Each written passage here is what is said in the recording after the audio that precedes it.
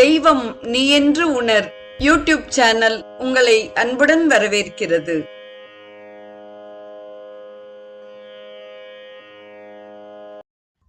அன்பு உள்ளங்கள் அனைவருக்கும் உற்சாகமான இனிய சுபதின வணக்கம்.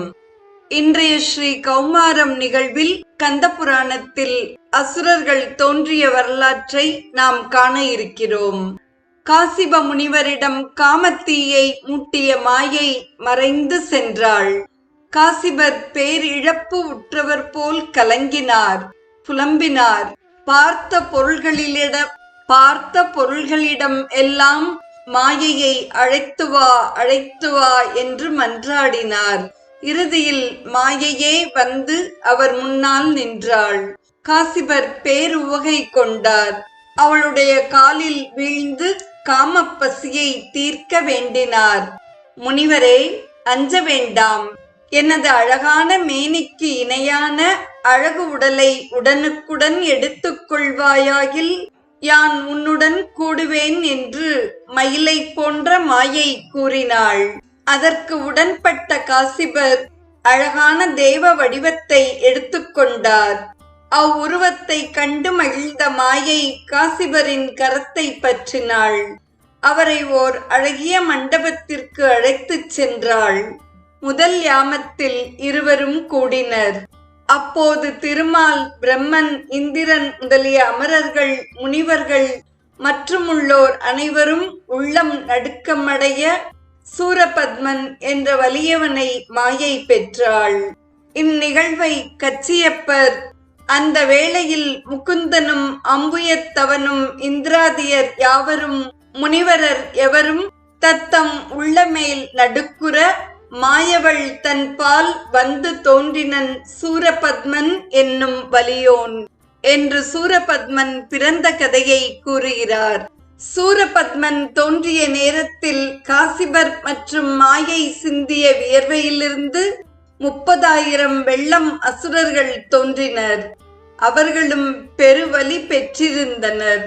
இரண்டாம் யாமத்தில் மாயை பெண் சிங்கமாக உருவம் கொண்டாள். காசிபரும் ஆண் சிங்க உருவம் எடுத்து கூடினார்.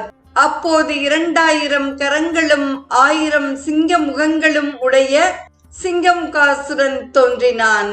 இருவரின் வியர்வை துளிகளில் இருந்து சிங்க முகமுடைய 40 வெள்ளம் அசுரர்கள் தோன்றினர்.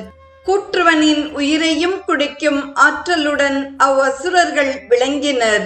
மூன்றாம் யாமத்தில் மாயை பிடியின் உருவத்தை, அதாவது பெண் யானையின் உருவத்தை எடுத்துக்கொண்டாள். காசிபரும் களிறு என்ற ஆண் யானை உருவம் எடுத்துக்கொண்டு அவளுடன் கூடினார். அப்போது 4 தந்தங்களை உடைய யானை முகத்தோடு தாரகாசுரன் தோன்றினான். யானையின் வடிவம் கொண்ட 40,000 வெள்ளத்திற்கு மேற்பட்ட அசுரர்கள் காசிபர் மாயையின் வியர்வை துளிகளில் இருந்து தோன்றினர். 4ஆம் யாமத்தில் இருவரும் ஆடுகளாக வடிவம் கொண்டு கூடினர். அப்போது ஆட்டின் முகத்தை உடைய அசமுகி தோன்றினாள். இருவரின் வியர்வை துளிகளில் இருந்து 30,000 வெள்ளம் அசுரர்கள் தோன்றினர். விடியற்காலை நேரத்தில் மாயையும் காசிபரும் குதிரை, மான், கரடி, நரி, பன்றி போன்ற பல விலங்குகளின் உருவம் கொண்டு கூடினர்.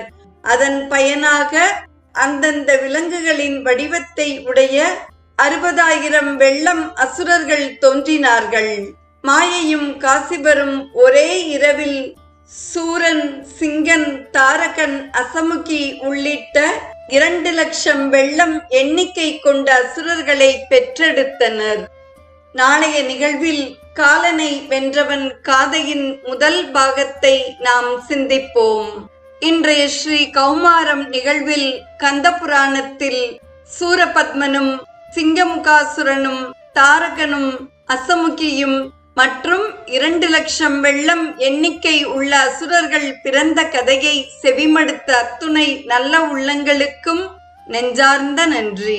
மீண்டும் நாளைய நிகழ்வில் இணைவோம். தெய்வம் நீ என்று உணர் யூடியூப் சேனலை கேட்டு மகிழ்ந்த நீங்கள் உங்கள் நட்பு வட்டத்திற்கும் பகிர்ந்து தொடர்ந்து உங்களது நல்ல ஆதரவினை சப்ஸ்கிரைப் செய்து வழங்குமாறு அன்புடன் வேண்டுவது உங்கள் அன்பின் விசாலம்.